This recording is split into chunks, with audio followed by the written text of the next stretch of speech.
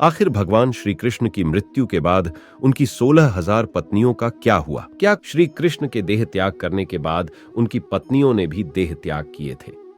क्या कोई अन्य कहानी इससे जुड़ी हुई है? वीडियो की तरफ आगे बढ़ने से पहले आपसे दरख्वास्त है, अगर आप इस चैनल के ऊपर पहली बार आए हैं तो इस चैनल को सब्सक्राइब कीजिए, और अगर आप श्री कृष्ण भक्त हैं तो इस वीडियो को ज्यादा से ज्यादा लोगों के साथ शेयर कीजिए।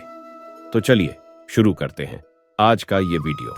कहा जाता है माता गांधारी के श्राप के कारण यदुवंश आपस में ही लड़कर खत्म हो गए। मौसूल युद्ध के कारण जब श्री कृष्ण के कुल के अधिकांश लोग मारे गए तो श्री कृष्ण ने प्रभाष्य क्षेत्र में एक वृक्ष के नीचे विश्राम किया। वहीं पर उनको एक भील ने भूलवश तीर मार दिया जो कि उनके पैरों में जाकर लगा। इसी को बहाना बनाकर श्री कृष्ण ने देह को त्याग दिया, और इस बात का पता चलते ही बलराम भी समुद्र में जाकर समाधि ले लेते हैं। जब अर्जुन के पास यह समाचार पहुंचता है तो वे द्वारिका पहुंचते हैं। उनके द्वारिका पहुंचने पर भगवान श्री कृष्ण की सभी पत्नियों सहित कई यदुवंशी महिलाएं बिलख बिलख कर रोने लगती हैं। पति और पुत्रों से हीन हुई इन स्त्रियों के आर्तनाद को सुनकर अर्जुन भी रोने लगते हैं। उनसे उन स्त्रियों की ओर देखा नहीं जाता है। उनकी आंखों से लगातार अश्रुधारा बहने लगती है। यदुवंश की सभी स्त्रियां अर्जुन को घेर कर इस आस में बैठ जाती हैं कि अब हमारे बारे में कोई तो निर्णय लेने वाला आया। पुरुषों में यदि कोई बचा था तो कृष्ण के प्रपौत्र वज्रनाभ और भगवान श्री कृष्ण के पिता वसुदेव ही। श्री कृष्ण की पत्नियों से मिलने के बाद अर्जुन अपने मामा वसुदेव से मिलने बड़ी हिम्मत करके उनके महल जाते हैं। श्री कृष्ण के पिता वसुदेव अर्जुन को देखते ही रोने लगते हैं और उन्हें अपने गले लगा लेते हैं। कुछ समय बाद वे अर्जुन को यदुओं की आपसी लड़ाई का सारा किस्सा सुनाते हैं और बाद में श्री कृष्ण एवं बलराम के परम धाम चले जाने के बारे में कहते हैं। वसुदेव ये भी कहते हैं कि श्री कृष्ण कह गए थे कि अर्जुन और तुम ही अब इन स्त्रियों के बारे में निर्णय लोगे। तुम्हारे यहां से चले जाने के बाद इस द्वारिका नगरी को समुद्र डुबो देगा। कुछ समय रुककर वसुदेव कहते हैं कि मेरा भी अंतिम समय आ गया है और तुम ही मेरा अंतिम संस्कार करोगे। अर्जुन वसुदेव की बात सुनकर मन ही मन बहुत दुखी होते हैं। तब वे वृष्णिवंश के सभी मंत्रियों से मिलते हैं और वे इस वंश के सभी स्त्री, बालक और बूढ़ों को यहां से इंद्रप्रस्थ ले जाने के लिए इंतजाम करने का कहते हैं। कहा जाता है उस दिन अर्जुन रात को द्वारिका में ही रुकते हैं।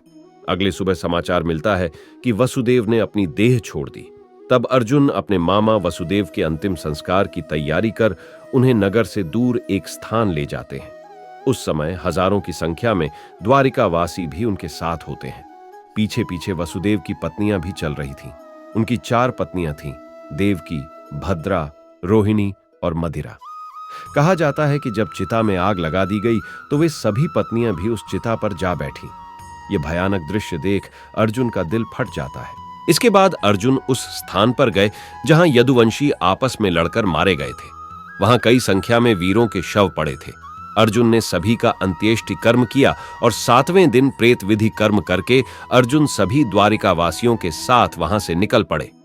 उनके साथ ऊंट, घोड़े, खच्चर, बैल, रथ आदि पर सवार द्वारिकावासियों के साथ ही भगवान श्री कृष्ण की 8 पत्नियां भी थीं।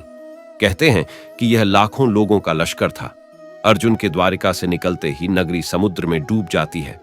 इस अद्भुत दृश्य को द्वारिकावासी अपनी आंखों से देखकर आश्चर्यचकित हो जाते हैं। उस समय वे सभी बस यही सोचते हैं कि देव की लीला अद्भुत है। यह समुद्र तब तक रुका था जब तक कि हम सभी द्वारिका के बाहर नहीं निकल जाते। रास्ते में भयानक जंगल आदि को पार करते हुए वे पंचंद देश में पड़ाव डालते हैं। वहां रहने वाले लुटेरों को जब यह खबर मिलती है कि अर्जुन अकेले ही इतने बड़े जन समुदाय को लेकर इंद्रप्रस्थ जा रहे हैं तो वे धन के लालच में वहां धावा बोल देते हैं। अर्जुन चीखकर लुटेरों को चेतावनी देते हैं, लेकिन लुटेरों पर उनकी चीख का कोई असर नहीं होता है और वे लूटपाट करने लगते हैं। वे सिर्फ स्वर्ण आदि ही नहीं लूटते हैं बल्कि सुंदर और जवान महिलाओं को भी लूटते हैं। चारों ओर हाहाकार मच जाता है। ऐसे में अर्जुन अपने दिव्यास्त्रों का प्रयोग करने के लिए स्मरण करते हैं, लेकिन उनकी स्मरण शक्ति लुप्त हो जाती है। कुछ ही देर में उनके तरकश के सभी बाण भी समाप्त हो जाते हैं। तब अर्जुन बिना शस्त्र से ही लुटेरों से युद्ध करने लगते हैं, लेकिन देखते ही देखते लुटेरे बहुत सा धन और स्त्रियों को लेकर भाग जाते हैं। खुद को असहाय पाकर अर्जुन को बहुत दुख होता है। वे समझ नहीं पाते हैं कि क्यों और कैसे मेरी अस्त्र विद्या लुप्त हो गई। अर्जुन यदुवंश की बची हुई स्त्रियों व बच्चों को लेकर इंद्रप्रस्थ पहुंचते हैं। यहां आकर अर्जुन भगवान श्री कृष्ण के प्रपौत्र वज्र को इंद्रप्रस्थ का राजा बना देते हैं।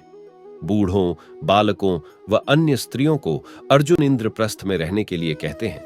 इसके बाद वज्र के बहुत रोकने पर भी अक्रूर जी की स्त्रियां वन में तपस्या करने के लिए चली जाती हैं। भगवान श्री कृष्ण की 8 पत्नियां थीं, जिसमें से रुक्मिणी और जाम्बवंती अग्नि में प्रवेश कर जाती हैं। सत्यभामा तथा अन्य देवियां तपस्या का निश्चय करके वन में चली जाती हैं। गांधारी, शैब्या, हेमवती आदि का अग्नि में प्रवेश करने का उल्लेख मिलता है। श्री कृष्ण की पत्नियां सत्यभामा, जाम्बवंती, रुक्मिणी, कालिंदी, मित्रबिंदा, सत्या, भद्रा और लक्ष्मणा थीं। भगवान कृष्ण के वंश के बचे हुए एकमात्र यदुवंशी और उनके प्रपौत्र वज्र को इंद्रप्रस्थ का राजा बनाने के बाद अर्जुन महर्षि वेदव्यास के आश्रम पहुंचते हैं। यहां आकर अर्जुन ने महर्षि वेदव्यास को बताया कि श्री कृष्ण बलराम सहित सारे यदुवंशी कैसे और किस तरह समाप्त हो चुके हैं। तब महर्षि ने कहा कि यह सब इसी प्रकार होना था, इसलिए इसके लिए शोक नहीं करना चाहिए। अर्जुन यह भी बताते हैं कि किस प्रकार साधारण लुटेरे उनके सामने यदुवंश की स्त्रियों का हरण करके ले गए और वे कुछ भी न कर पाए। अर्जुन ने अष्टभार्यों को भगवान श्री कृष्ण के मृत्यु के बारे में भी बताया। उसके बाद रुक्मिणी ने, जो भगवान लक्ष्मी का अवतार थी, वह अपनी ऊर्जा से अपना देह त्याग कर बैकुंठ चली गई। साथ ही जामवंती भी सती हो गई। सत्यभामा सहित अन्य पत्नियां वन में तपस्या के लिए चली गई। यह सभी केवल फल और पत्तों के आहार पर जीवित रहकर भगवान श्री हरि की आराधना करती रही और समय आने पर भगवान श्री हरि में ही विलीन हो गई। दोस्तों, इस वीडियो में व्यक्त किए गए विचार लेखक के निजी विचार हैं। इस वीडियो में दी गई किसी भी सूचना की सटीकता, संपूर्णता, व्यावहारिकता अथवा सच्चाई के प्रति चैनल उत्तरदायी नहीं है।